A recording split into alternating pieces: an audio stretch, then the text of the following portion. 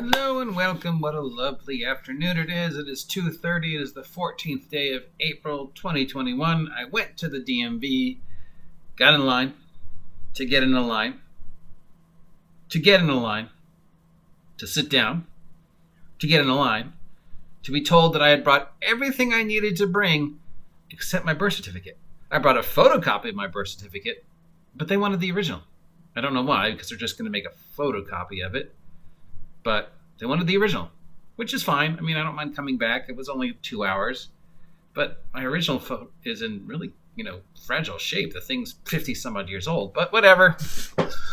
Another problem for another day, because it is time to take a look at the Kickstarter thingies. The following Kickstarters are supposedly ending this week, which means it's your last chance to support any of these, if any of these sound interesting to you.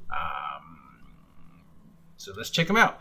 Right at the top, we have the Here Be Dragons, 5 unique dragons for your 5e game Kickstarter from EN Publishing. That should be ending this week. From 2C Gaming for 5th edition, we have Venture Maidens Campaign Guide. That's ending this week. This campaign brings the Venture Maidens actual play podcast to the table book. I guess Venture Maidens is a podcast that does gaming. 12 subclasses, monsters native to the Venture Maiden settings, blah, blah, blah, blah, blah. So if you're a fan of 2C Gaming or the Venture Maidens online podcast of gaming, check it out. I'm not familiar with it, but who knows? What? No way. Oh, Biohazard Game is re-releasing Blue Planet. Oh my god. Blue Planet was one of those games that I absolutely fell in love with when it first came out with. I mean, no game before had captured my imagination or made my breath go away the way Blue Planet did. I just loved everything about it. Unfortunately, nobody else wanted to play it. And then it disappeared. The game, of course, that has since replaced that game in my heart is just is Tales from the Loop. Another game nobody wants to play and will probably disappear. So Biohazard Games and Gallant Knight Games are re-releasing Blue Planet. So this is the Blue Planet 2V Synergy system. We have the player's book and the moderator's guide.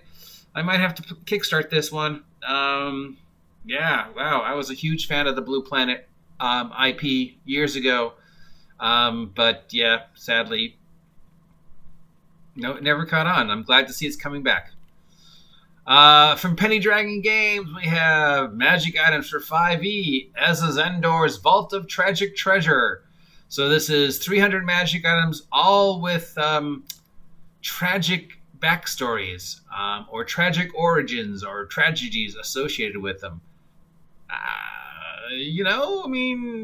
Kind of an interesting take on magic items. So you could have like your normal whatever, wand of whatever, but then it has a tragic history attached to it or whatever. Or maybe, it came to fruition because of a tragedy. So that makes it a little interesting. We also have something from Penny Dragon Games called Order of Elemental Chaos. It's an adventure for levels 1 through 10. We already mentioned the 5e unique dragons from EN Publishing. From Bloke Games, we have We Die Young, supernatural role-playing in the 1990s. Because We Die Young is a spiritual sequel to Dark Places and Demigorgons, one of their better-known titles. Set in 1990s Seattle, against the alternate music scene. You play as human, vampire, werewolf, mummy. That's vampire. Basically, it's a Vampire the Supernatural done using the Bloke Games system. From Jason Hughes, we have a micro RPG called Devil Dice Island. That Kickstarter is ending this week and is powered by the apocalypse. It's about characters abandoned on an island and how you can survive. Or not survive. From Transparent Games for Dungeons & Dragons 5th edition, we have What a Lovely Adventure, a romantic LGBTQT one-shot anthology. This project offers 8 romantic adventures for 5e games, help navigating relationships, with a new stat for relationship management and focusing on relationships in the LGBTQT community and how in D&D, and it's got a picture of an elf kissing an orc, so sure, whatever. From Shoeless Skies Publishing, we have The Broken Cast. This is a solo RPG where you are the owner of an inn where the adventurers meet. You run the inn, hire and fire, trade and expand, and of course send heroes off to be heroic. So if it's a solo RPG where you're just running an inn and it's all about inn maintenance, it's not an RPG. It is a inn maintenance game. There's plenty of those on Steam. So yeah. From Eric Smith for Dungeons & Dragons 5th edition, we have Sidonia Saga, Wizards of the High Tower. This is a trilogy of solo co-op campaigns that you can run with or without a DM, as well as running with a full party of adventurers, and it comes with pre-written adventurers if you want to run it for yourself. What do we think about solo RPG where you're just DMing for yourself? Play a video game, I figure, at that point in time. And from RPG Net, we have the RPG Net 2021 membership drive. $30 for an annual membership. This campaign is available through Indiegogo. This campaign supports RPG Net, one of the better-known websites for tabletop RPGs. And so this is offering some nice rewards for support. So if you want to support RPG Net, you can support them through Indiegogo, kickstart them, crowdfund them, get them, some much-needed cash going forward. So that's it for the Kickstarters ending this week. Obviously, my choice for the week is Blue Planet Reconnect. But, then I was so excited about seeing Trinity getting remade, and that ended up being a pile of horse poop, so who knows.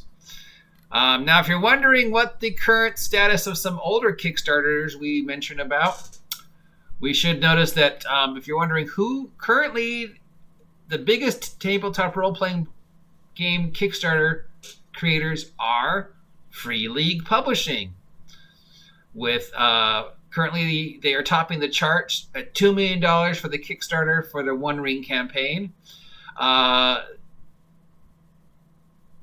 With 26 successful campaigns totaling over $8 million, Free League is one of the biggest heavyweights of tabletop role-playing Kickstarters. Wow. Everybody has heard of the giant 1 million Kickstarter success. Of course, Monty Cook. But really, it seems like Free League is kicking it out of the park with over $8 million in total Kickstarters. Monty Cook coming in at a close second with $7 million. And Onyx Press a third with over $4 million on their things. And let's see. Well, Wizards of the Coast don't kickstart their stuff, so we can't see how much they've made.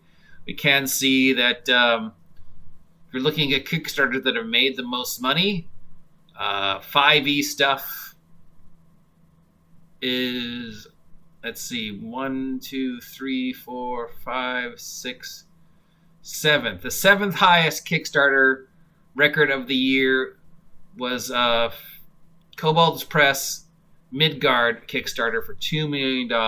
So I guess independent 5e publication does not do well on the Kickstarter world, but Tales from the Loop and the One Ring and other successful things from Free League, Tales from the Loop, yeah. $8 million, beating Monty Cook. Suck it, Cook. Suck it long and suck it hard. That's it for the Kickstarter information for this week. If any of those projects sound interesting to you, walk. Do not run to your nearest friendly local game store. That's Seth's Games and Anime here in Ventura.